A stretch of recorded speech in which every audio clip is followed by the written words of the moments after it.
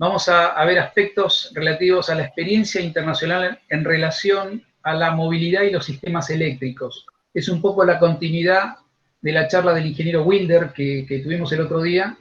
Esto es la integración entre sistemas eléctricos, experiencias a nivel mundial que se están desarrollando, y la movilidad eléctrica. Adelante, Claudio. Gracias. Hola, ¿cómo están? Buenas tardes. Muchas gracias a los organizadores por este espacio en el que vamos a poder pensar juntos sobre el ecosistema de los vehículos eléctricos y los sistemas que lo van a abastecer. Voy a compartir con ustedes una presentación en unos breves instantes.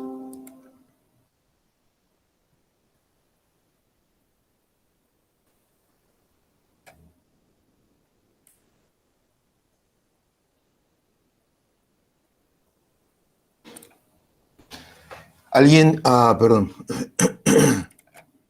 Alguien que me confirme, por favor, si se está viendo la presentación. Se ve, pero pone pantalla completa. Sí, a ver.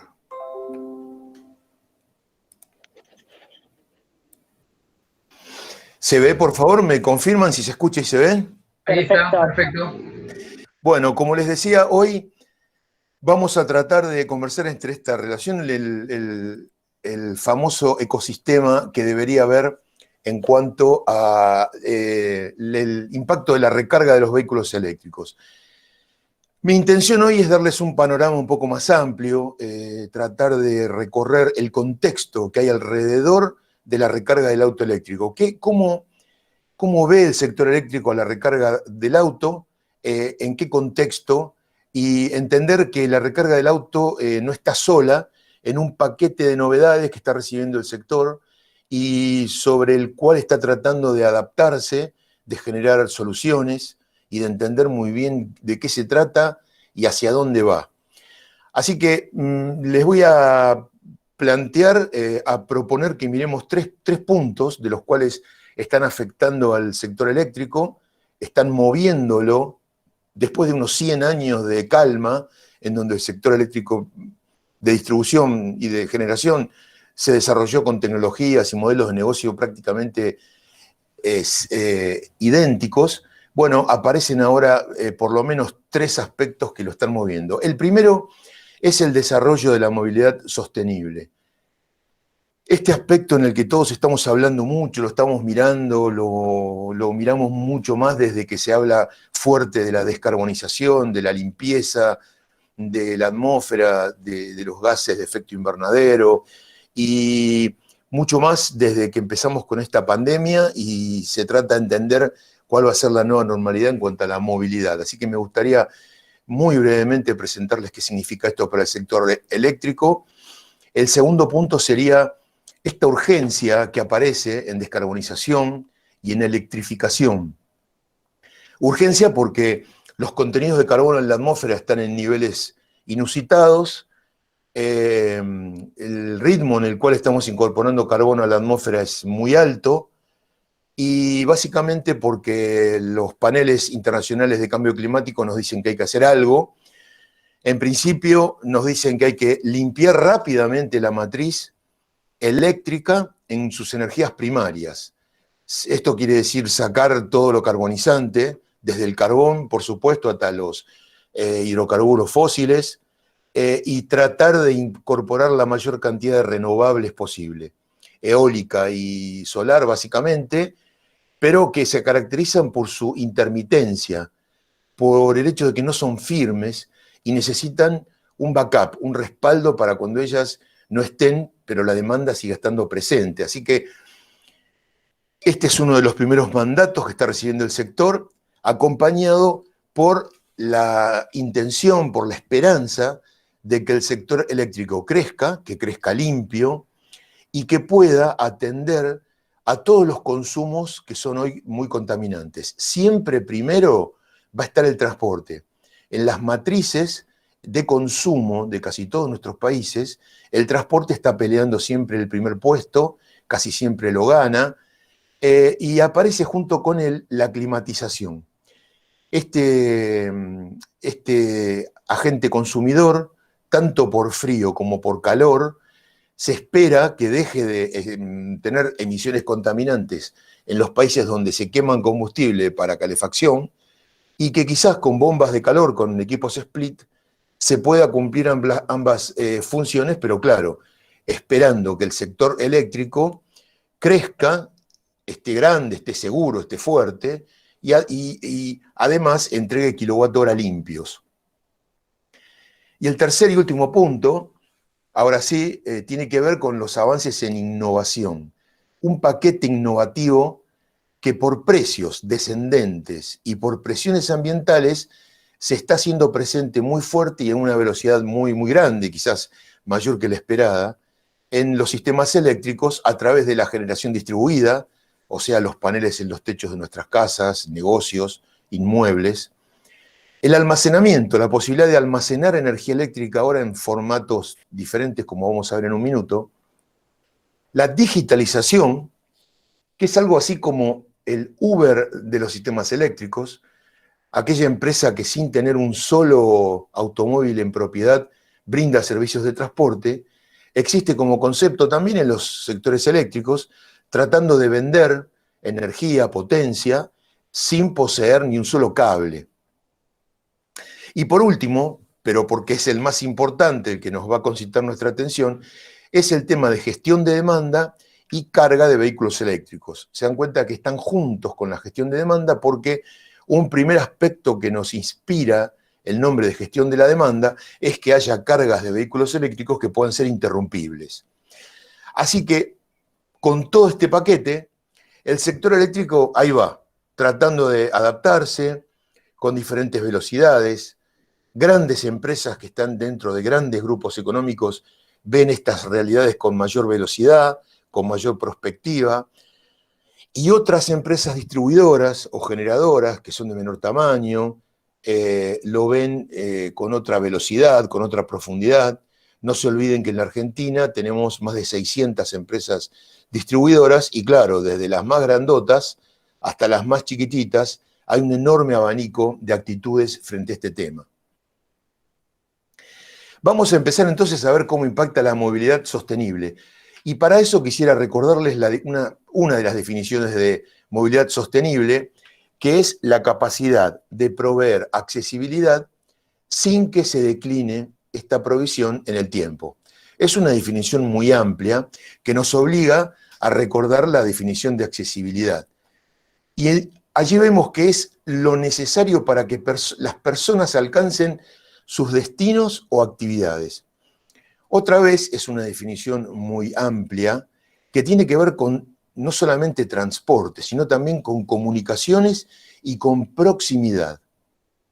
Para entender mejor este concepto, sabiendo que nos vamos a concentrar nosotros en el tema de transporte y con la intención de entender el contexto en el cual se desenvuelve el transporte, en este caso de nuestro interés el eléctrico, me gustaría recordar con este gráfico de qué se trata el tema de accesibilidad hoy exacerbado por la pandemia y la nueva normalidad. La movilidad es aquella que nos va a permitir, como vimos, acercar a las personas a sus actividades, a sus destinos, pero la proximidad es aquel concepto que hace que, por ejemplo, una empresa migre de su sede actual a una sede en donde pueda tener a sus colaboradores en forma más próxima.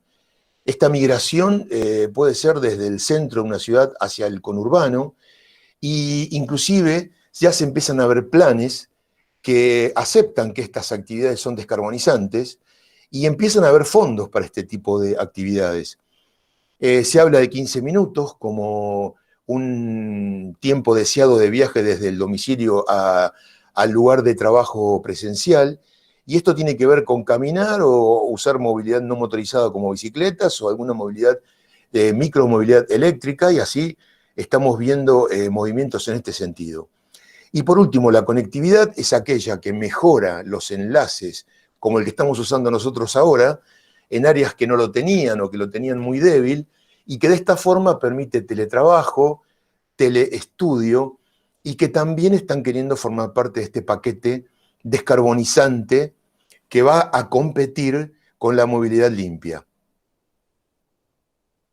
Nosotros, como bien saben, nos vamos a dedicar a ver el tema de movilidad, pero ya lo tenemos en contexto.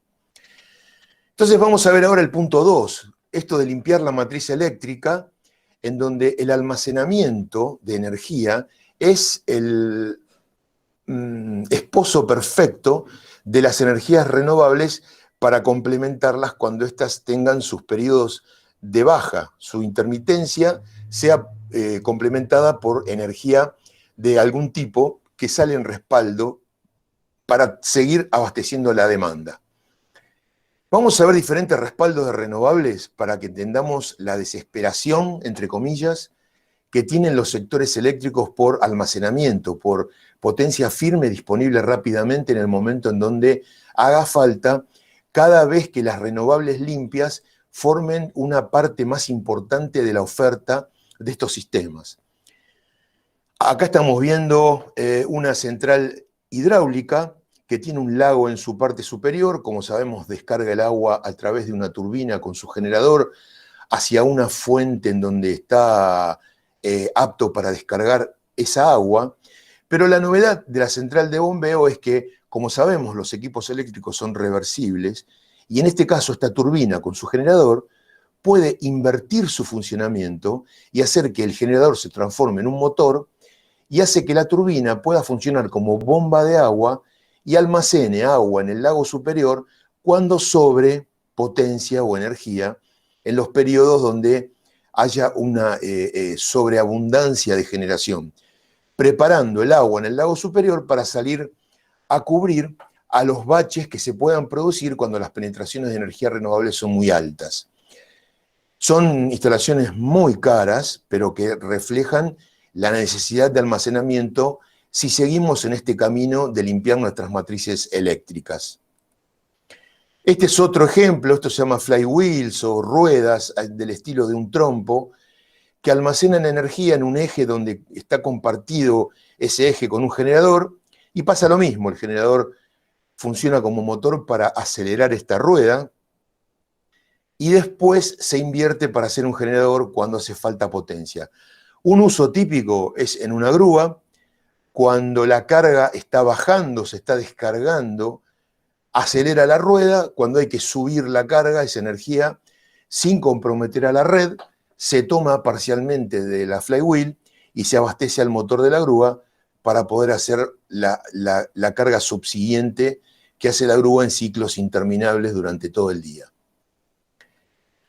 También existe la posibilidad de almacenar aire comprimido en cavernas o en espacios especialmente adecuados, que después son aprovechados típicamente moviendo una turbina, moviendo o suplantando la etapa de compresión de una turbina, y entonces otra vez vemos enormes dispositivos para hacer lo mismo que estamos describiendo, almacenar energía y rápidamente estar disponibles para salir a cubrir alguna necesidad. Aquí hay otro tipo de respaldo, un gran peso, una gran masa que se desplaza hacia arriba y hacia abajo, haciendo lo mismo exactamente. Cuando hay energía y potencia sobrante, esta carga sube y se queda esperando bajar para entregar la potencia cuando se lo pidan. Esto que parece una cosa tan traída de los pelos, tiene realmente un correlato real, y esto existe, es un tren que sube y baja una ladera haciendo esta función que estábamos describiendo. Así que esto da una idea de, otra vez, ¿no?, de la necesidad enorme de almacenamiento que empiezan a poner las renovables, y entonces se nos viene a la mente el tema que nos convoca, que son las baterías. Aquí vemos descriptos en un plano que representa en el eje inferior, horizontal, las potencias alcanzables con cada uno de estos dispositivos que hemos visto recién. Y en el eje vertical, cuánto tiempo son capaces de mantener estas potencias cuando se les pide que salgan a cubrir energía faltante. Y bueno, vemos que cada uno de estos dispositivos tiene su nicho particular, hasta ahora prácticamente no competían unos con otros, pero lo que nos interesa es la mancha azul, que cada vez crece más, que era una pequeña manchita ubicada por aquí debajo, y que ahora está cubriendo una zona mucho más grande, cada año crece más, y son las baterías. No importa si están en un establecimiento estático esperando ser cargadas y descargadas, o si están a bordo de un vehículo. Así que empezamos a ver un primer vínculo entre la electromovilidad y los autos como bancos de baterías y el sistema eléctrico, en la medida en que esto sea posible. ¿Por qué se empieza a hablar de esto? Porque básicamente las baterías han venido evolucionando mucho. Aquí se ven las especificaciones de baterías históricas, digamos, descritas desde las más viejas en el lado derecho a las más nuevas en el lado izquierdo. Y lo que se ve aquí, que es dramático, es el aumento en la cantidad de ciclos que están pudiendo obtener baterías que van a estar entrando comercialmente muy próximamente, y donde vemos que baterías que tenían un ciclado útil de más o menos 600 ciclos de descarga y descarga total de sus capacidades, hoy están llegando a los miles de ciclos. ¿Por qué esto es tan importante? Vamos a decir que si esta batería de la derecha de 600 ciclos fuese de 1 kWh de capacidad y hubiese costado $600, esto quiere decir que guardar 1 kWh en esta batería me hubiese costado $1, porque yo puedo guardarlo a ese kWh como máximo 600 veces en una batería que me cuesta $600. Con lo cual, cuando la tiro, y suponiendo un valor residual 0, esa batería me dio un costo de almacenamiento del kWh de $1. Es muy caro, es muy alto, pero si ahora esa batería, como la que vemos en el extremo izquierdo, me lo puede guardar 20.000 veces, y ahora cuesta $200, no 600, el costo de guardar el kWh descendió a 1 centavo. Es 100 veces más bajo que en la batería de la derecha, con lo cual ahora sí empiezan a aparecer las posibilidades concretas de guardar y sacar de allí kWh de baterías, ya no una vez cada tanto, sino día por día, e inclusive más de una vez por día. Eso hace que las baterías tengan su nicho, su posibilidad de utilización en un amplísimo espectro, y prácticamente por eso se lo llama la cortapluma de los sistemas eléctricos. Es algo así como la Victorinox, cobrame el copyright, por favor, Sabino, de un sistema eléctrico, porque sirve para muchísimas cosas, tantas que nosotros nos vamos a concentrar en lo que es la red de distribución y un poco de la red de transporte, pero si vemos todo el panorama de lo que se puede hacer con una batería, hoy los usos están tipificados en 13. Son 13 las posibilidades de uso de baterías. Aquí vemos una descripción de uso de baterías en diferentes ámbitos. Este verde es el sistema de un transportista eléctrico que maneja grandes volúmenes de potencia y energía. Este sector celeste es el sector de las distribuidoras, y este sector marrón de la izquierda arriba es el de los clientes detrás de su medidor en su domicilio.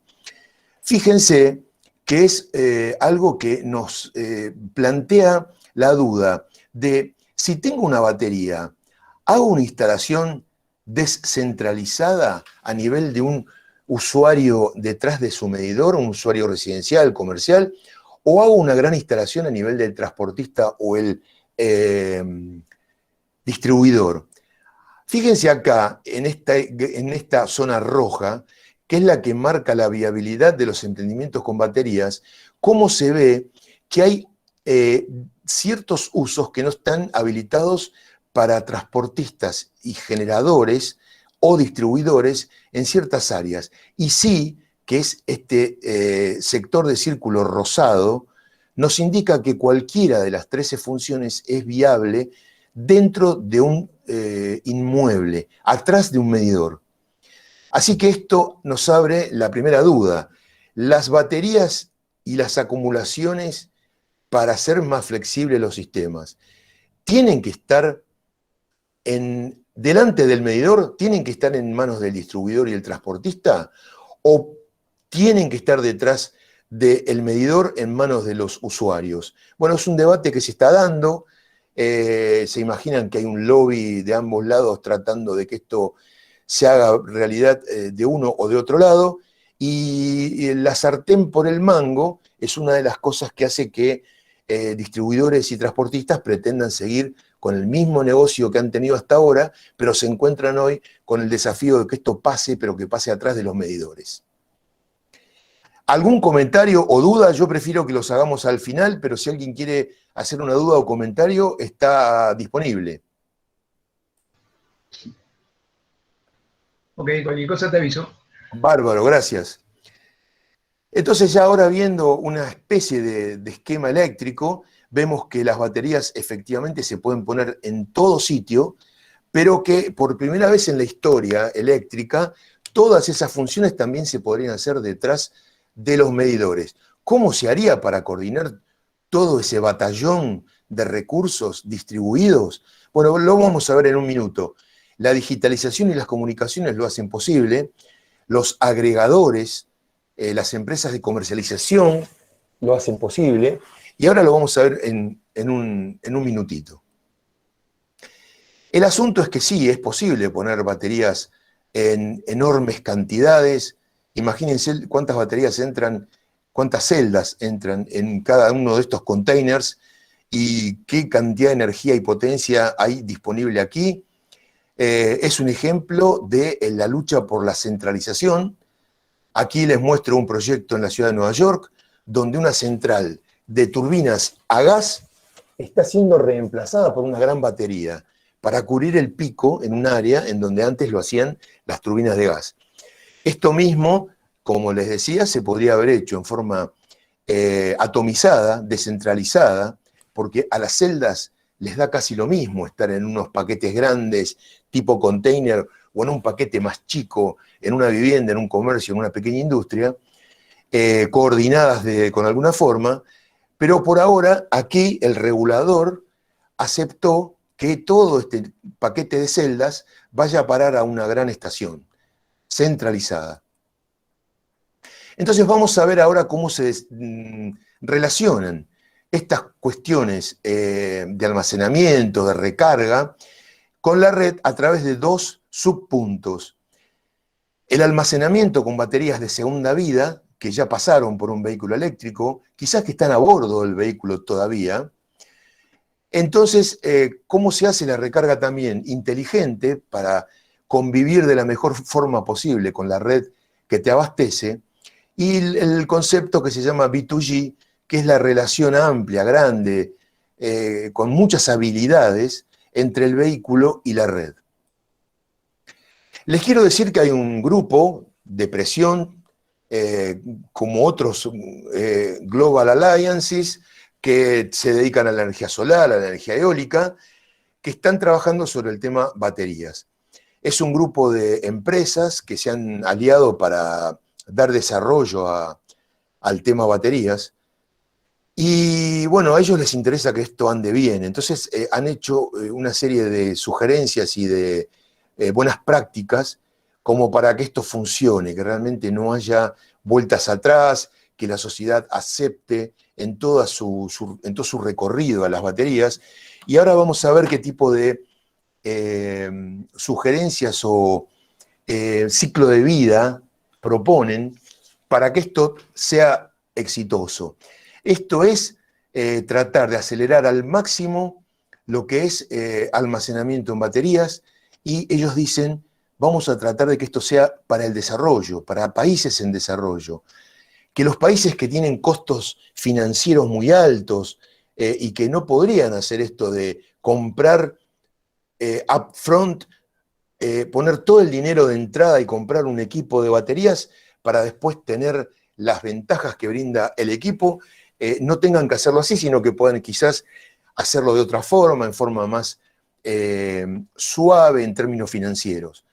Así que ellos dicen lo siguiente: por favor, les pido que me acompañen en este recorrido, presten atención, espero que todos puedan ver este gráfico y leer las letras, así como ver el cursor y acompañarlo a medida que yo recorro este camino desde el inicio del tema de almacenamiento, donde dice materiales activos. Este es el momento en donde estamos recolectando para fabricar celdas materiales activos, todos los materiales necesarios para baterías, sean de la química que sean. Aquí voy a poner al más malo de la cuadra, al que tiene peor prensa, que es el cobalto, que está acusado de ser extraído de lugares no muy santos, con denuncias de trabajo infantil, de esclavitud, de alta huella de carbono, en fin, todo lo que se les ocurra está sobre un material como este tipo. El litio mismo está peleando por tener una huella de carbono lo más baja posible, por tener la mayor aceptación posible en las comunidades donde se explota.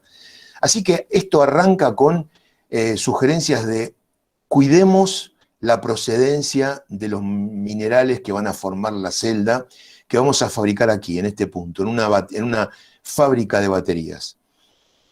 Una vez que la celda esté terminada, nos sugieren que salgamos del sector de fabricación de baterías y que esa celda pase en una primera vida por el sector transporte.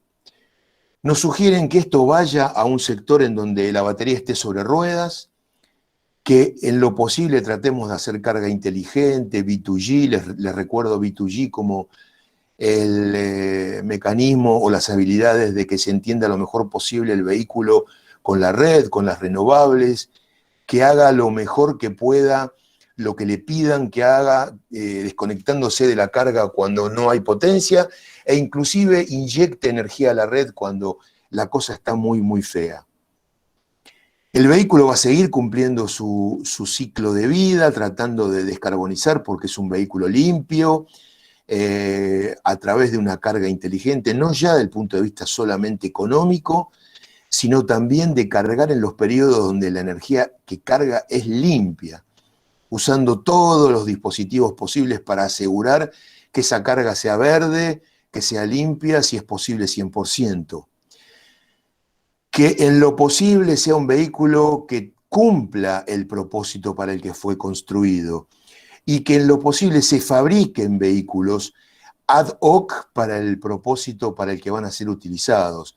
Vale la pena, como vemos en el caso de vans, de furgones, de lo que es transporte compartido, que vemos que empiezan a haber vehículos construidos especialmente para el uso en el que fueron fabricados. Y una vez que ese vehículo llega al fin de su vida útil, o mejor dicho, la celda llega al final de su vida útil sobre el vehículo, y ha aportado lo mayor posible que podía en un vehículo para descarbonizar, la mandamos sí al sector eléctrico, de forma que en una segunda vida haga lo mejor que puede, otra vez descarbonizando, ahora en forma estática, ya no va a tener ruedas, pero va a estar haciendo la misma función de apoyo a los sistemas eléctricos, de apoyo a las renovables, va a posiblemente ir a un almacenamiento centralizado. Acá vemos cómo la presión de las grandes empresas dice en este ciclo trata de hacerlo centralizado. Y finalmente, cuando esa batería haya llegado a su segunda vida, fíjense que acá estamos hablando de una batería que quizás haya llegado al 80% de su capacidad máxima sobre el vehículo, alguien la tomó, le borró el label o el rótulo en donde decía 100 y le escribió uno de 80 y la vendió legalmente como una batería de 80, y quizás cuando esa batería haya llegado aquí con su rótulo de 80 al final de la vida útil en el sector eléctrico, quizás sea posible volver a borrarle el rótulo y volver a escribirle 64, que es el 80% de 80, y volver a hacerle una tercera vida en el sector eléctrico. Y recién ahí, volver al sector de fabricación de baterías, entregarla como batería extinguida, hacer el uso de todos los elementos reciclables que la batería tenía sobre ella, que se dice que es un 95, un 96%, para recién llegar a la disposición final de ese 4 o 5% restante. Eso es lo que se pretende de baterías. Fíjense el íntimo vínculo que hay entre el sector transporte y el sector eléctrico mirándolo de esta forma. El almacenaje residencial o detrás del medidor tiene esta forma, ¿no? Típicamente con un panel solar y una persona que quiere tener energía producida por él mismo o que arbitra energía comprándola por la noche a un precio muy barato y usando esa energía en el pico, que es donde él tiene los problemas de precio. Les diría que casi todas las marcas pioneras en movilidad eléctrica tienen su empresa de venta de baterías de segunda vida, prácticamente todas con diferentes marcas, diferentes propuestas, el típico calefón o la típica caja colgada en la pared con las celdas dentro de ella para almacenamientos de baja escala, está presente prácticamente en todas las marcas que han pasado ya por su experiencia de vehículo eléctrico. Una de las más activas hoy es Volkswagen, con su rama Eli, que se está metiendo en todos los sectores de la electricidad, y a quien le interese este tema le sugiero que siga los movimientos de esta firma. Tanto es así que en China se ha planteado que para el despliegue de estaciones de 5G, que van a ser muchas, van a ser casi 8 millones de estaciones que China tiene que instalar en su país, se necesita el backup para poder asegurar esa mínima latencia que va a ofrecer el 5G y esa máxima seguridad de provisión del servicio de comunicaciones, que el respaldo tampoco falle. Y en este caso, la potencia necesaria y la energía necesaria de respaldo con este 5G es el doble de lo que se usa hoy en 4G. Así que hay una previsión de 90.000, 130.000 y 170.000 toneladas de baterías para este año en curso y los dos siguientes, que se cree que van a ser provistas por las baterías que ya se están dando de baja de la electromovilidad, ampliamente cubriendo estos volúmenes, inclusive suponiendo que estas baterías solamente están disponibles a un 70% para segunda vida. Son baterías ya viejas, de primera generación, tienen sus problemas de infantilidad productiva o industrial de los principios de esta década, así que tranquilamente toda esta demanda se va a cubrir con este tipo de baterías. En Argentina hace poco nos pidieron que hiciésemos una propuesta de dónde y cómo se podía hacer almacenamiento detrás del medidor.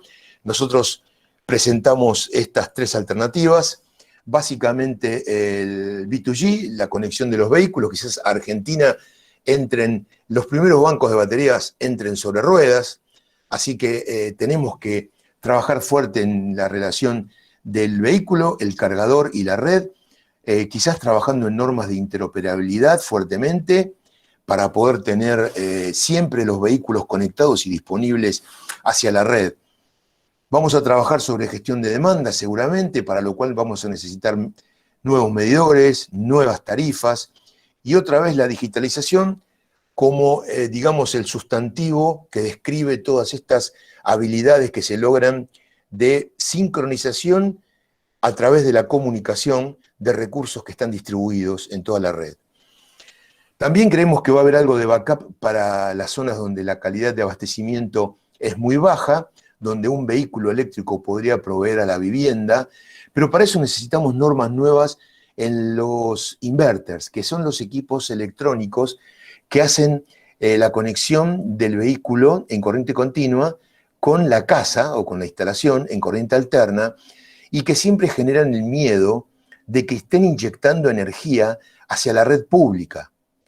Entonces, al igual que los inverters que se usan en la generación con paneles solares y que inyectan a la red, hace falta una normativa de inverter que asegure que cuando estamos haciendo backup desde algo de almacenamiento en nuestras casas, no se filtre ningún kilowatt-hora hacia la red, entre otras cosas para que el operario de la distribuidora eléctrica pueda trabajar tranquilo. Así que necesitamos trabajar sobre esto, el punto de vista regulatorio, hacer costos y viabilizar o no obstaculizar el avance de estas funciones.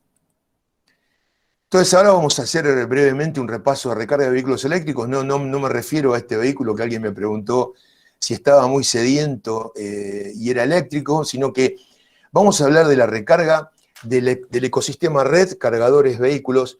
Y bueno, a mí me gusta siempre mirar qué pasó antes de lo que yo estoy haciendo y me pone tranquilo saber que en 1899 había cargadores de vía pública y que realmente nuestros antepasados ya tuvieron que pasar por las vicisitudes que tenemos que hacer nosotros hoy, por lo menos conceptualmente, y nosotros tenemos un montón de herramientas nuevas que debieran ayudarnos a transitar esta etapa de innovación en el sector eléctrico. Aquí tenemos una flota de taxis eléctricos cargando en el establo, así se llamaba, pero claro, la gente de esa época, además del establo, también se preguntaba si no era posible recargar las baterías de los vehículos fuera del vehículo, mientras el vehículo estaba circulando, con un pack de baterías que fuera extraíble y que les permitiera cargarlas en tiempos mayores. Bueno, eso se llama battery swapping y eso es algo que todavía hoy genera dudas. Hay quien todavía sueña con el battery swapping porque es una solución posible para recargas muy rápidas para el propietario del vehículo eléctrico y que le allana el camino al proveedor de electricidad que va a cargar esa batería, porque las cargas muy rápidas, de velocidad comparable al battery swapping o mayores, van a proveer energía muy cara, porque van a pagar un alto costo de equipamiento y un alto costo mensual de cargo fijo frente a la red, con lo cual hay gente todavía trabajando fuerte en battery swapping. Aquí vemos un garage individual con el cargador eléctrico y también la gente se preguntaba, ¿voy a cargar mi vehículo en el hogar o lo voy a cargar en esos cargadores de vía pública? Claro, en esa época las autonomías eran muy, muy chiquitas y el que tenía el autito eléctrico con su autonomía tan chiquitita y se iba a arriesgar a ir hasta la ciudad a ver alguno de los cargadores, como en el caso de este mapa de Manhattan, sabía que podía llegar a la ciudad pero no podía volver, así que se estaba jugando a que el conector del cargador de vía pública funcionase en su vehículo cuando él llegase al centro de la ciudad. Así que ya tan temprano como la década del 10 apareció la primera norma de interoperabilidad especificando un primer conector eléctrico. Y bueno, y hoy nosotros seguimos con el mismo problema. Cada bloque industrial mundial tiene su norma de conector, tiene su norma no solamente de conector, sino de comunicación entre el cargador y el vehículo. Ese protocolo quizás sea muy útil para hacer cuestiones de desconexión de la carga, como veíamos antes, o de inyección de energía a la red. Este protocolo va a competir con otros vía aérea, vía GPRS o similares, y se necesita saber que todos los vehículos sean compatibles con todos los cargadores, por lo menos en vía pública, que se vayan a desplazar, porque los esfuerzos iniciales de carga en vía pública van a ser generalmente hechos con recursos públicos, porque claro, hasta que el parque de vehículos eléctricos alcance una masa crítica, posiblemente haya que operar con cargadores que deberían respetar una norma que al menos asegure que cualquier auto se pueda cargar en cualquier cargador de los del primer despliegue. Tenemos ambientes normativos muy completos para cubrir todas estas cuestiones, como el IEC, pero según el bloque industrial en el mundo vamos a tener diferentes normas. Bueno, se trata de lograr un ambiente armónico. Chile, por ejemplo, acaba de meter en una ley de eficiencia energética las primeras normas de electromovilidad interoperable de cumplimiento obligatorio. Y bueno, sabemos que hay muchas normas en el mundo y vemos los casos de Japón, Dinamarca, por ejemplo, que tienen más cargadores que estaciones de servicio y todavía están con interoperabilidad limitada. Por lo cual, los cargadores públicos, conjunto celeste, tanto de nivel 2 como de nivel 3, debieran tener algún tipo de instalación que permita este precepto de que cualquier vehículo pueda cargarse con cualquier cargador, y que es este conjunto intersección blanco. Bueno, esperamos que esto se haga de alguna forma para que el esfuerzo de fondos públicos puestos en el primer despliegue rinda los mayores frutos posibles en cuanto a brindar seguridad a los usuarios, en cuanto a permitir que el vehículo quede conectado y otras habilidades que vamos a necesitar. De esta forma, ya sea con múltiples conectores o con normativas restrictivas en cuanto a lo que ingrese, se logre efectivamente el precepto que les mencionaba antes. Con esta visión, que mientras el parque de vehículos eléctricos crece y se alcanza un mercado que pueda mover por sí solo al mercado de carga eléctrica y de instalación de cargadores, este primer despliegue, que no va a tener modelo de negocio quizás posible en la mayoría de los casos, que lo posible sea en una forma como se hace en las políticas públicas, que produzca el mayor beneficio posible. Para cerrar, vamos a ver los distintos tipos de recarga. Vamos a ver que los distintos tipos de recarga generan distintas necesidades en la red y se verifican bajo distintas jurisdicciones, que claro, es la preocupación del que quiere poner impuestos, tasas, el que quiere decir, tengo un área geográfica de concesión de distribución y venta de energía eléctrica. Entonces vemos que, bueno, están desde los sistemas de carga que ya conocemos, con redes de carga en donde el primer despliegue aquí se hizo con fondos privados, de alta potencia, pero no tan alta como estos de 350 kilowatts, que impactan muy fuerte en la red y por lo tanto pagan cargos muy fuertes mensuales por potencia. Yo les diría que un cargador de 150 kilowatts hoy, que esté muy bien utilizado, muy bien, que esté 12 horas al día ocupado, no va a poder vender energía eléctrica posiblemente a un precio menor que el doble del de la nafta, con lo cual va a haber que estar pensando todo el tiempo cómo optimizar los costos, las modalidades y los impactos sobre la red para que los cargos sean lo menor posible. Imagínense estos nuevos protocolos como el chino-japonés o como este nuevo americano, que están buscando 1000 o 1200 kilowatts de carga. Me imagino al que tenga la fórmula del battery swapping frotándose las manos frente a los costos de estos esquemas, que hacen que cuando uno carga en flota, en conjunto de vehículos, pueda lograr los mejores resultados haciendo carga inteligente, alternando la carga con cada uno de los vehículos conectados en grupo, en manada, sabiendo que estos vehículos, cada uno tiene una curva de carga distinta. Veamos este, que es una carga pantográfica, mientras el vehículo anda y va atravesando jurisdicciones, uno no sabe en dónde se produjo el acto de comercio que terminó cargando la batería. Quizás cruzó municipios, quizás cruzó provincias, y bueno, instala más dudas que certezas, lo mismo que este, que es el mismo principio, pero sobre el piso, que se está probando un piloto en Suecia. ¿Qué pasa con este, que es una batería que se coloca quizás en un consorcio donde hay estacionamiento subterráneo y no hay una previsión para que en ese edificio se pueda desplegar fácilmente instalaciones eléctricas para carga relativamente rápida en los vehículos que están estacionados? Y hay alguien que provee un pack de baterías para cargar uno o más vehículos y no somete al consorcio a cargos fijos mensuales. O este, que hace lo mismo pero en la vía pública, haciendo que el proveedor o dueño de esta playa de estacionamiento no pague cargos fijos. O este, que es una carga in situ, ya sea de emergencia o por comodidad, también desde una batería cargada en un vehículo.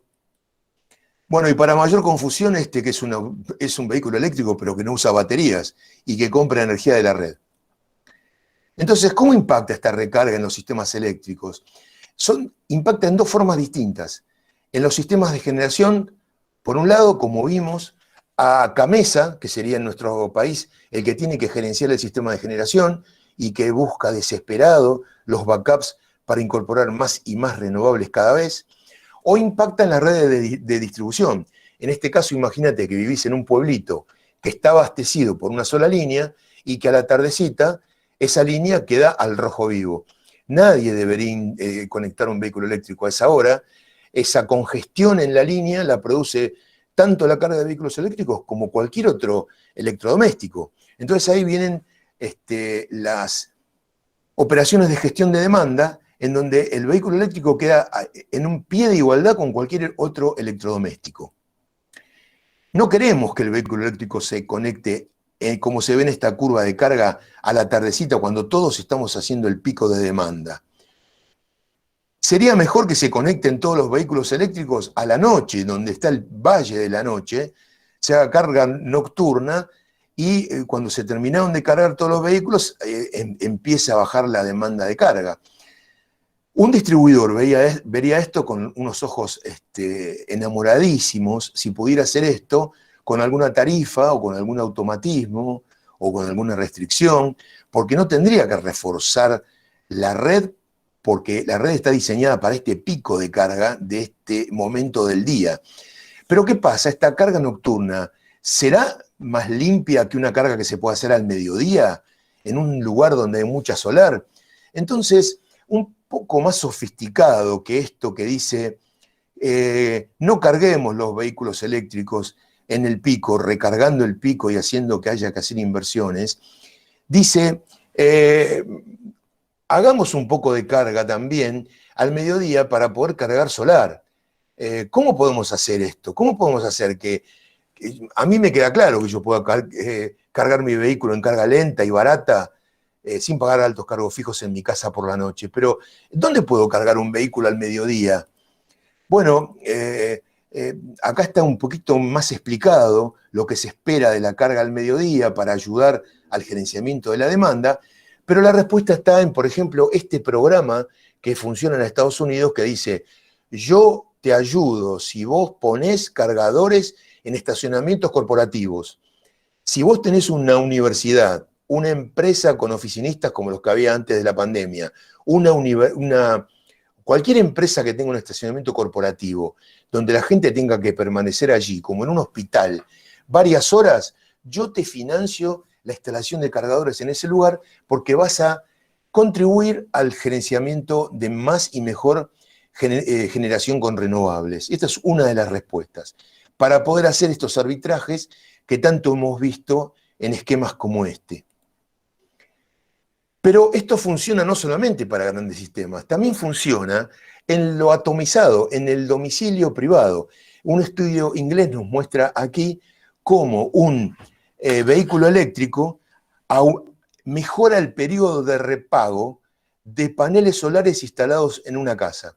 Fíjense cómo baja en promedio 2 años el periodo de repago de paneles solares cuando los combinás con la propiedad de un vehículo eléctrico en tu casa y haces lo que te diga un software posiblemente optimizante entre tu panel, tu casa, tus electrodomésticos y tu vehículo eléctrico. Súper interesante como ejemplo. Eso lleva a muchos periodistas del sector a decir que los vehículos eléctricos no son un problema para la red, bien gerenciados, bien manejados desde su introducción en los países, pueden ser una solución para mejorar y aumentar la limpieza de las matrices de los sistemas eléctricos. Entonces, claro, hay guías de apoyo a distribuidores para que el distribuidor entienda toda esta novedad, entienda todo este paquete innovativo y pueda acompañar el despliegue de vehículos, cargadores y renovables. Para hacer mejor esto, se hacen simulaciones para entender qué va a pasar sobre la red. En Europa, por ejemplo, a través de encuestas sobre lo existente y sobre lo que vendría, ven cuánta gente cargaría en su casa, cuántos en el lugar de trabajo, 60% en su casa, 30 en su lugar de trabajo y el resto en estaciones de servicio o en otros lugares donde se hayan detenido por algún instante, como en compras o en restaurantes. También preguntan hacia dónde va la cosa. Entonces, bueno, las primeras encuestas dicen que la carga en casa iría en disminución, la carga en el trabajo sería mucho más importante, pero las estaciones de servicio también podrían encontrar un nicho de cargas rápidas si responden a lo que buscan los usuarios. Y proyectado hacia el futuro, los Estados Unidos hacen también una proyección de número de cargadores por zonas para Europa y para Estados Unidos, y en función del tipo de carga, si va a ser lenta, si va a ser rápida. Y entonces, con esto, distribuidor geográficamente se empieza a entender mejor dónde va a estar el impacto en las redes de distribución y de transmisión, como para empezar a hacer las adecuaciones tarifarias de medición, pero también saber si hay alguna inversión en la red que haya que hacer para reforzarla. No se olviden, y hago hincapié en esto, que no es lo mismo cargar en tu casa, prolijito, a 2 kilowatts o algo así, potencias bajas, y por la noche, o cuando te digan, con la tarifa que esté vigente, que ir a cargar rápidamente en una estación de servicio. Fíjense que en una carga tan humilde como de 22 kilowatts, los costos de carga pueden subir hasta 20 veces, como se ve aquí. No es el doble, es de 1,2 centavos a 24 centavos de euro lo que puede cambiar una carga rápida, y creciendo en función de la potencia que vos pretendas con la que te carguen, que es el tiempo que vos pretendés estar parado en ese lugar. Otro de los cucos que aparecen para los sistemas eléctricos, en este caso en países en desarrollo como los latinoamericanos, son los cargadores que tienen medición de la demanda de la casa y se adecuan a no superar, por ejemplo, en este caso, en este ejemplo, 6,5 kWh, que es lo máximo que te da la empresa distribuidora en tu casa. Pero aquí hay que decir que en Argentina ese máximo es de casi 10 kilowatts, y es posible que si más de un vecino se pone a cargar 10 kilowatts en forma continua en su casa, genere algún problema en el alimentador, sus vecinos se queden sin energía y tenemos que proteger que el vecino diga, desde que Pepe se compró el auto eléctrico se nos corta la luz cada 2x3. Así que este es otro de los temas que se están mirando con mucha atención. Otra vez les reitero este asunto de carga corporativa o carga para flotas o para fletes en forma conjunta, en forma inteligente, sabiendo que las baterías, como se ve acá, se cargan en forma muy distinta. Hay baterías que empiezan su decrecimiento en la potencia que admiten desde muy temprano, tanto como el 20% de carga, otras con un 40, un 45 ya empiezan a decaer en la potencia que toman, y eso se puede usar cuando hay un conjunto de autos para tomar menor potencia de la red. Todas estas cuestiones se ponen en sistemas de simulación para poder entender, como les decía, qué pasa en los sistemas. Esta es una simulación para el estado de California, está muy bien hecha, con muchos datos, mucha data hay acá, y se ve todas las modalidades de carga que se extrapolan de lo real y de las encuestas. Esto es una simulación para 2025 que se distribuye entre todas las empresas eléctricas y entre todos los municipios para que sepan en forma pública cómo viene la historia y qué tipo de tarifas o de medidas se podrían encarar para tratar de evitar este pico que vemos acá, del cual hemos hablado ya en varias oportunidades en esta sesión. A cada zona se le da su acceso para que vean estas simulaciones, para que decidan qué pueden hacer para gestión de demanda en función de lo que se prevé que puede pasar.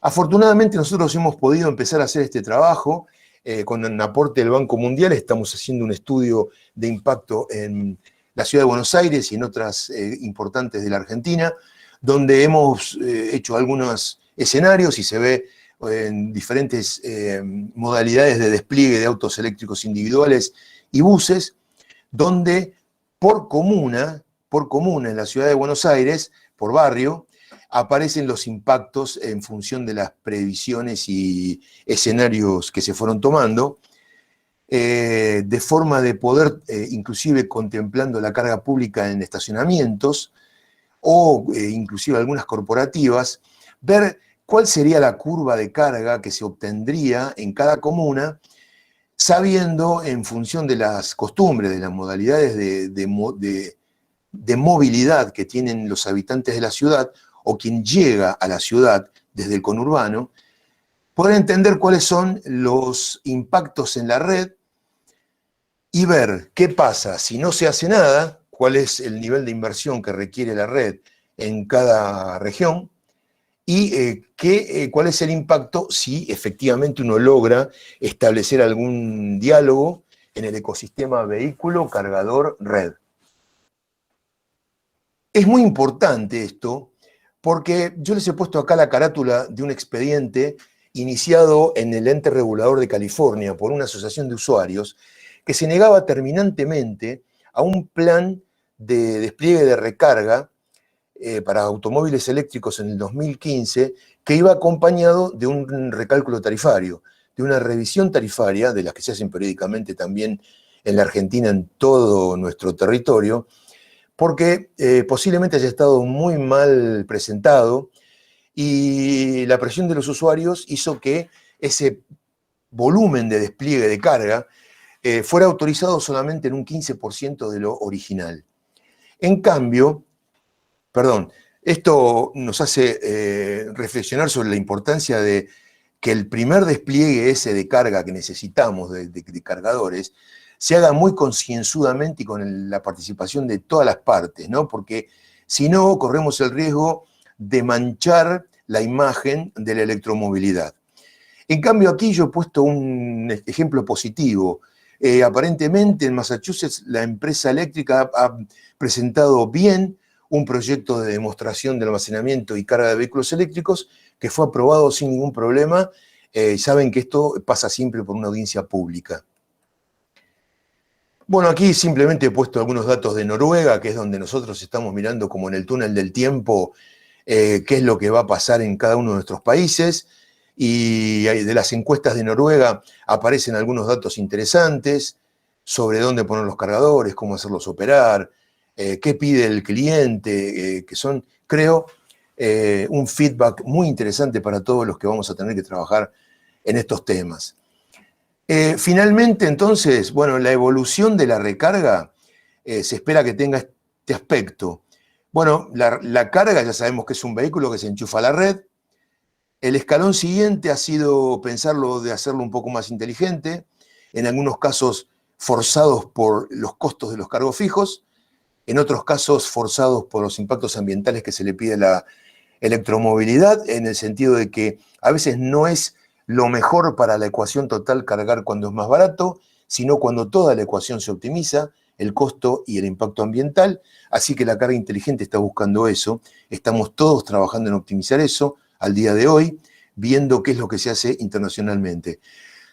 Y lo que viene es la carga bidireccional, es la carga en donde el auto tiene la habilidad de, en algún momento clave, reinyectar energía en la red, apoyar algún tipo de operación en la red y hacerlo de diferentes formas. Ya hay pioneros, nosotros venimos mirando estos casos pilotos desde hace unos 5 años.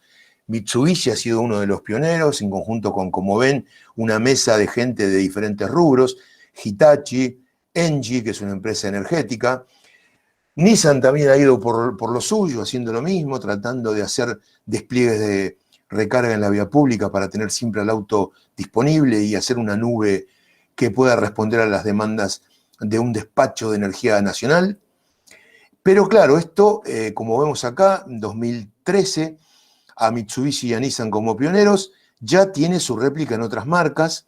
Son los japoneses los que hicieron punta, pero vemos chinos, vemos coreanos, vemos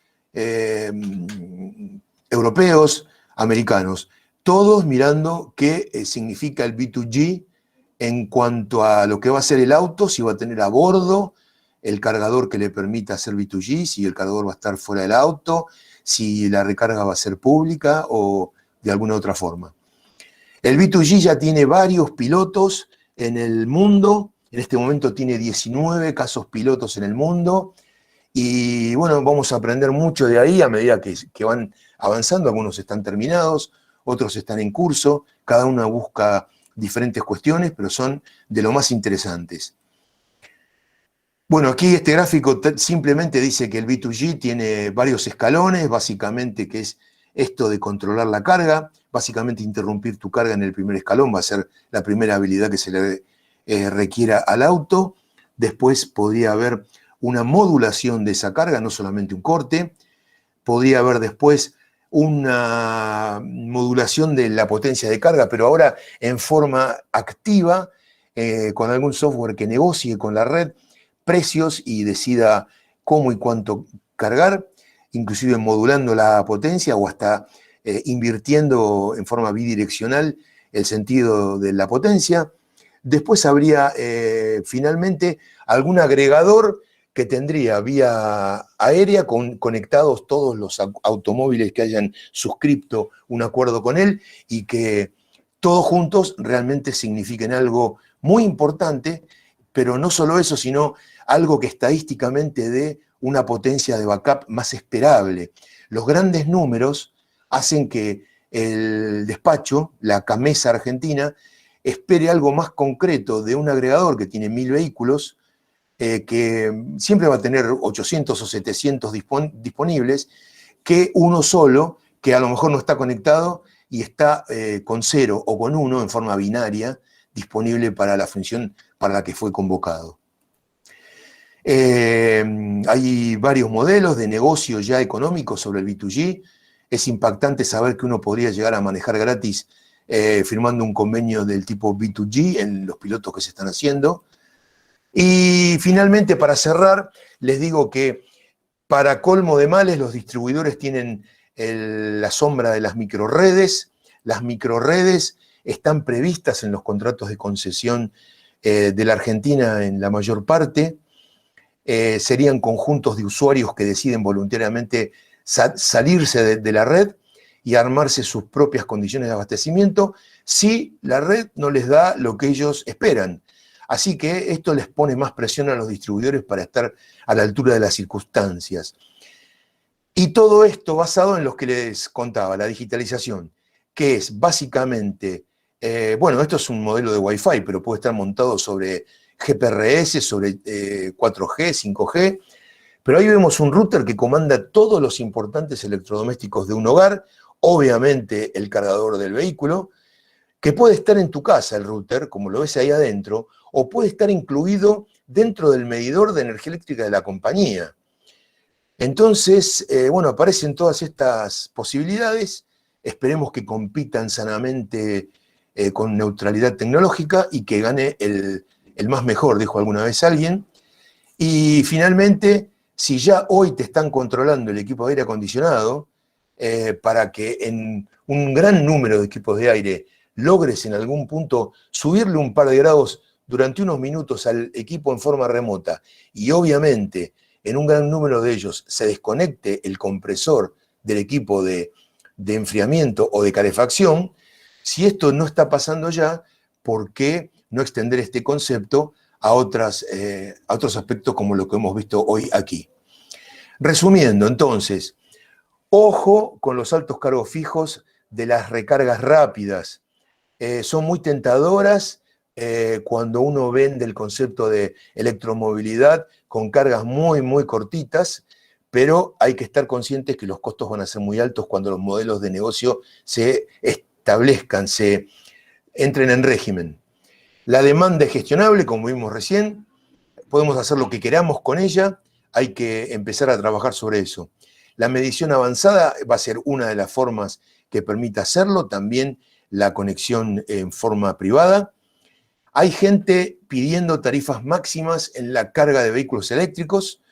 Me preocupa que esto impida el despliegue de cargadores en lugares donde van a ser muy útiles, pero no van a ser viables cuando estemos en la etapa de régimen, en la fase 2 de despliegue.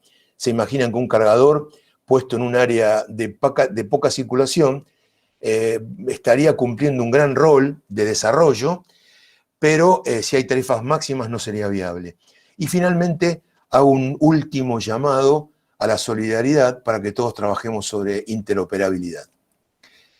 El último punto que quería marcarles fuera de la charla es que cómo están hoy en la Argentina los esquemas de impuestos basados en los combustibles y pensados para abastecer el crecimiento del sector eléctrico, como lo vemos aquí abajo, donde dice Obras de Infraestructura Eléctrica y FDI, que es el Fondo de Desarrollo Eléctrico del Interior, así como está, cuando la electromovilidad crezca, estos fondos que paradójicamente tienen que reforzar la red que va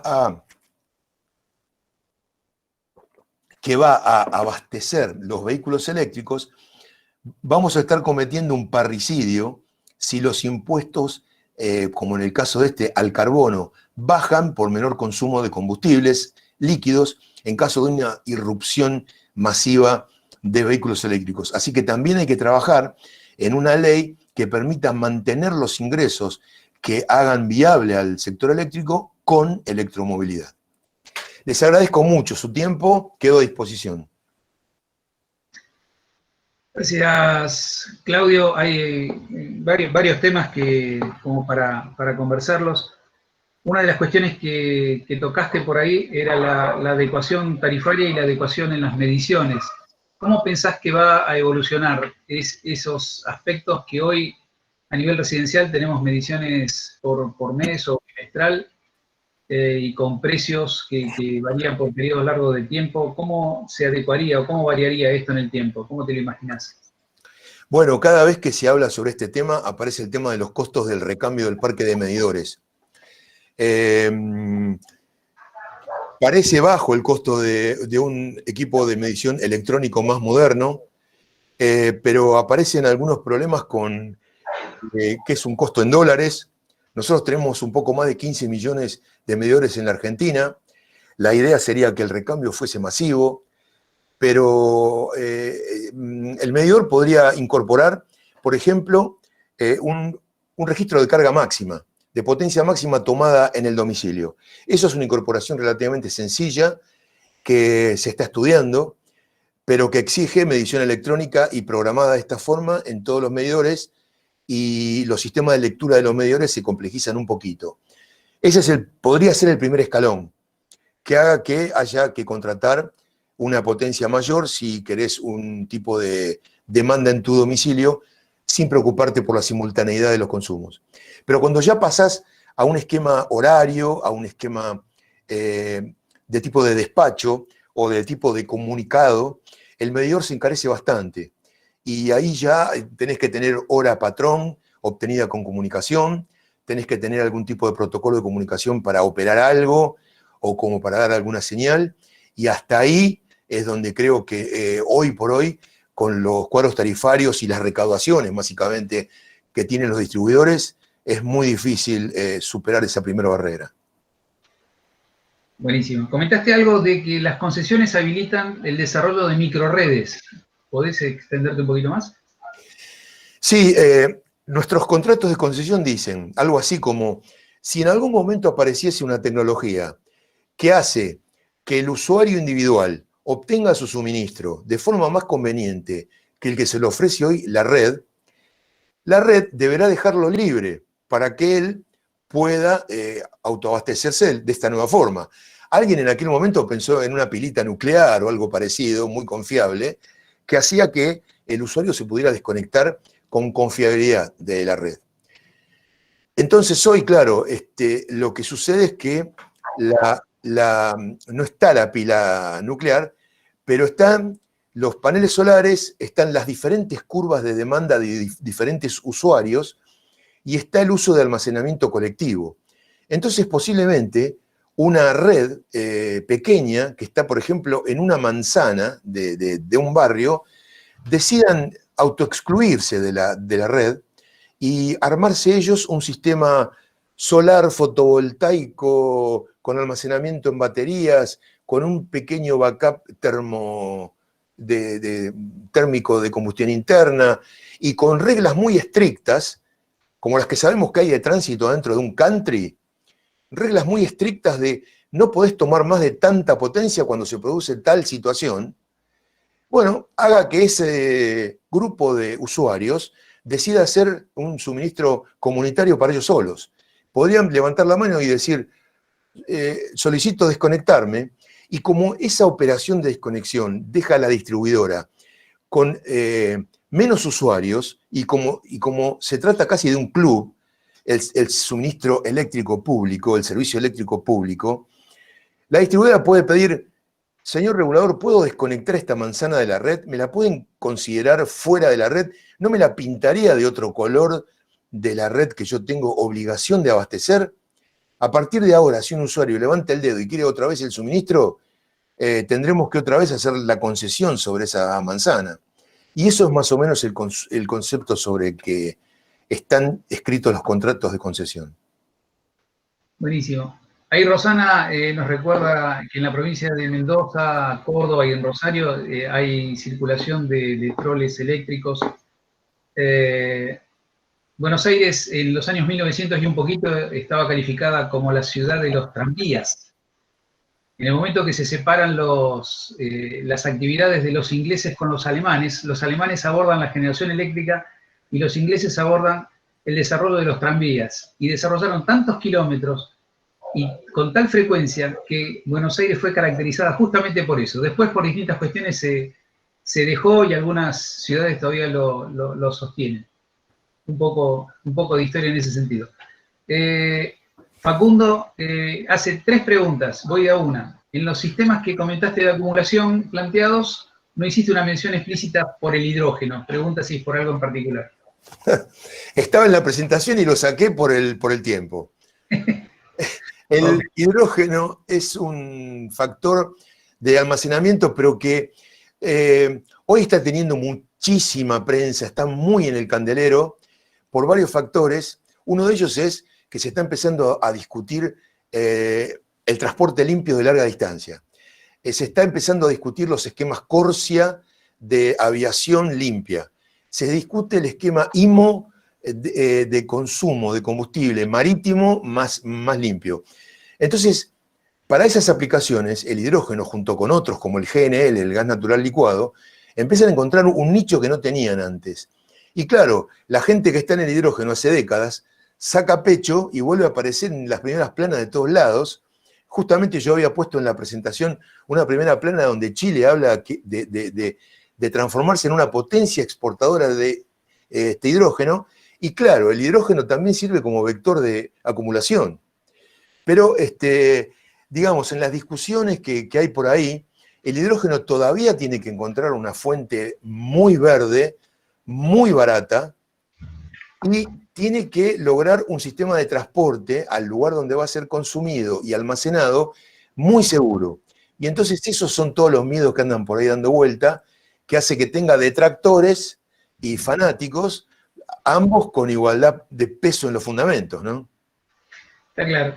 La segunda pregunta de Facundo va, si tenés idea de si transferís toda la demanda de los automotores en hidrocarburos, lo pasás a demanda eléctrica. ¿En cuánto se incrementaría la demanda eléctrica? Creo que por ahí había un valor. Sí, sí. Bueno, mirá, es bastante difícil hacer este ejercicio justamente por todo lo que te planteaba yo antes, ¿no?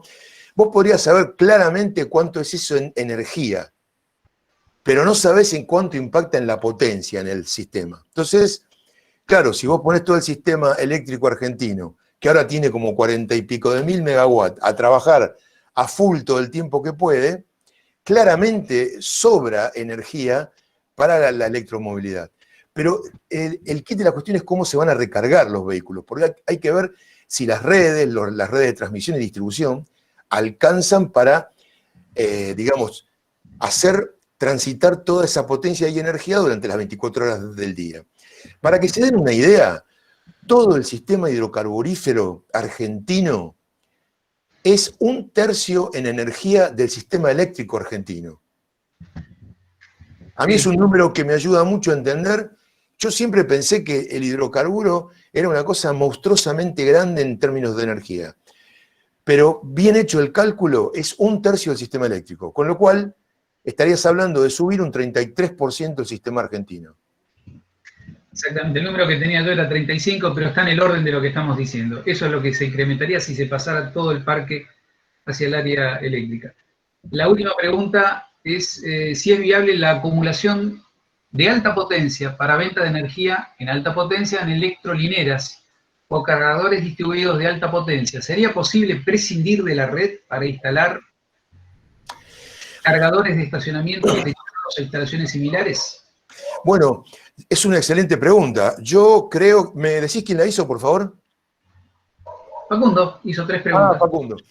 Mira, yo empezaría diciendo que es totalmente viable, es una ecuación que está muy dinámica, porque depende mucho del precio de las baterías y, como vimos hace un ratito, de la vida útil de las baterías. ¿Cuánto podés ciclarla por día? Entonces, la batería sí puede reemplazar a la red, pero va a ser un complemento de la red. Vos vas a estar con la batería arbitrando energía, comprándola de la red cuando te es más conveniente, a la potencia que te es más conveniente, y después abasteciendo esa demanda un poco volátil con las incertezas de lo que no sabes a qué hora y cuándo va a venir un auto a cargar cuántos kilowatt-hora, y vas a tener que estar arbitrando eso, y el negocio cada año que pase te va a dar mejor, con más baterías, porque los costos de la batería vienen bajando muy rápido, pero los costos de red, de sistema, de backup de red, de potencia en fierros, sigue casi igual en dólares. Leonardo pregunta si se podría pensar a futuro, creo que lo mencionaste, si se podría pensar a futuro en cargar los vehículos en las compañías donde uno trabaja al mediodía y poder entregar energía a la red en el pico de la noche en los hogares. Eso podría bajar el precio de la energía. ¿Me repetís el nombre? Leonardo. Leonardo, vos sos una persona muy solidaria, porque la gente que está haciendo charging en las empresas, en realidad, se lleva la energía de la empresa para su casa. No piensan en inyectarla a la red, porque todavía no está el esquema, y la verdad es que se está trabajando en un esquema en donde la energía sea un bono más del sueldo, de la remuneración, y se está viendo los aspectos impositivos, los aspectos que tienen que ver con lo laboral, con un bonus como esta forma. Y Rosana dice que, aparte de esto que estamos conversando, que no nos olvidemos del impacto ambiental que genera el operar con los vehículos eléctricos, ¿no? Correcto, correcto. Es el más importante al lado del económico y que no tenemos que perder nunca de vista. Seguro. Si no hay más preguntas, más observaciones, más comentarios. Ok. Claudio, te agradecemos por la dedicación, por la preparación de esta presentación, el tiempo que dedicaste a esto. Muchas gracias. Les agradezco mucho también a ustedes, Sabino, Rosana, porque este tipo de ámbitos son los que nos permiten convocar a todos los que tienen que participar de lo que viene. Así que otra vez, gracias a ustedes. Seguro, gracias a vos, gracias a Rosana como presidente de la Fundación Solís, que con su gente aportó unos cuantos colaboradores para hacer posible estas charlas. Está con nosotros el decano, el Alejandro Kohler. ¿Qué tal, Sabino? ¿Cómo andás? ¿Qué tal? Buenas tardes a todos. Ya casi buenas noches, ¿no? Sí. Muchas gracias. Bueno, de mi parte, como decano de la facultad, les agradezco, de la Facultad de Ingeniería del Ejército, les agradezco la colaboración a todos. Estas charlas, años anteriores, las podríamos haber desarrollado en nuestra aula magna, ¿no? Nuestra aula magna de nuestra querida facultad, con sus 90 años de existencia, que no es poco, también y con una historia de emprendimientos nacionales de la siderurgia y de la industria nacional, ¿no? Desde la visión que tuvo Sabio Mosconi para nuestro país. Lamentablemente, este año, por las condiciones actuales, ¿está bien?, son conocidas por todos y que vivimos con el COVID-19, no nos permite saludarnos y estar presentes físicamente, pero esto está muy bueno, este tipo de charlas que se han llevado adelante desde la facultad, que el licenciado Peña, que está acá también presente como secretario de extensión, con la gente que trabaja con él en la secretaría, han permitido que se desarrollen distintos tipos de charlas con distintas disciplinas dentro de las carreras de ingeniería, de las 7 carreras de ingeniería que se cursan como carreras de grado en nuestra facultad. Así que bueno, para mí el tema de energías renovables es un tema importantísimo, ¿sí? El Ejército, Claudio, también está trabajando mucho respecto de ya instalar paneles solares en muchas unidades, ¿está bien?, a lo largo y ancho de nuestro país. Tenemos un proyecto para llevar adelante en la provincia de San Juan. San Juan, una provincia que tiene todo, digamos, un programa de energía solar. Entonces, a lo que yo recién escuchaba de una pregunta que te hicieron respecto de que, bueno, lo que me sobra de energía, poder inyectarlo a la red, es un tema que lo hemos hablado también con el gobierno de la provincia de San Juan, para que, bueno, nos dé la posibilidad de que en las unidades militares, particularmente en el Regimiento de Infantería de Montaña 22, que está en Marquesado, y Marquesado tiene, digamos, una radiación solar en esa zona muy importante, poder instalar paneles solares.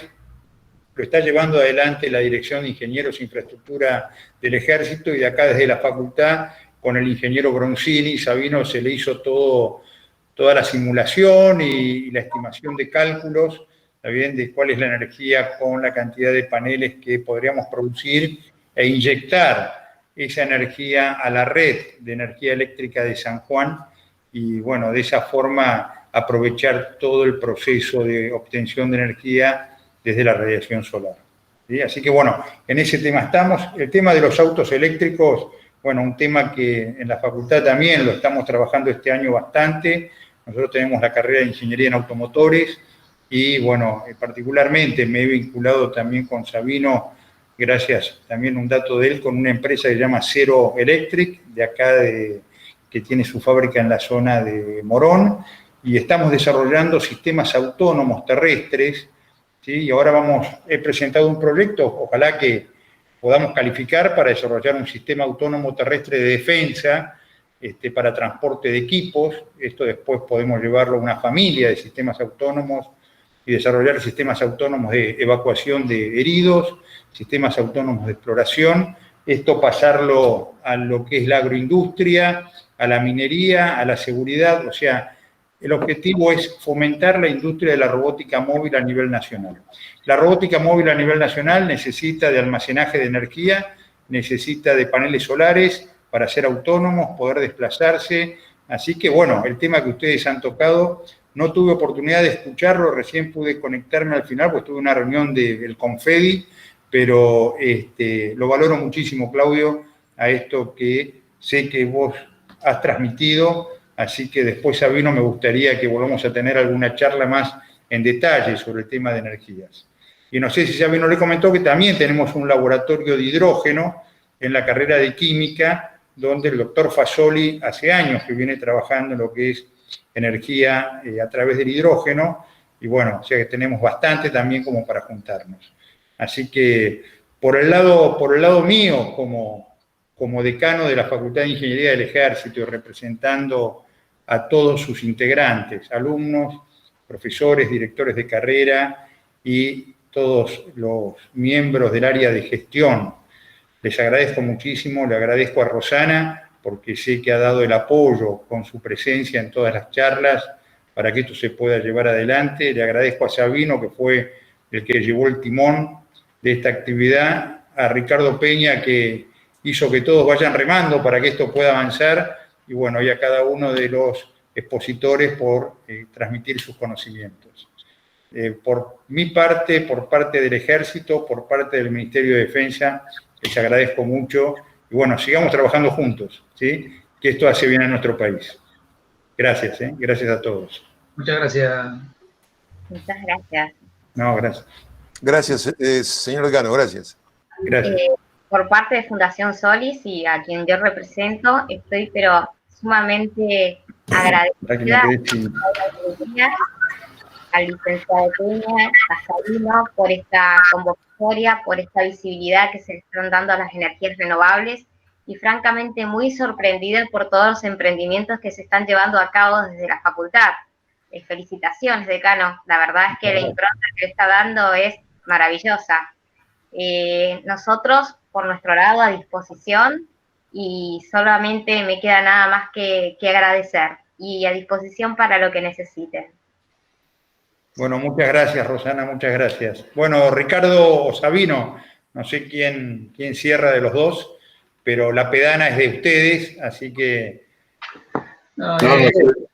Cierra Sabino, que es quien estuvo, el mentor estas charlas que ya son clásicas en la facultad.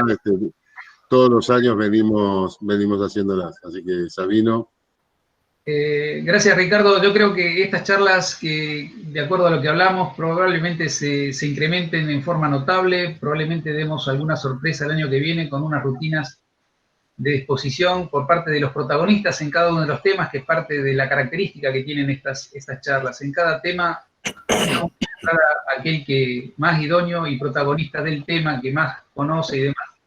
Y creo que el año que viene, en las próximas, haremos algo muchísimo más interesante para todos y de mayor interés, seguramente. Gracias a todos, nos reencontramos pronto. Gracias. Gracias. Gracias, hasta luego. Gracias.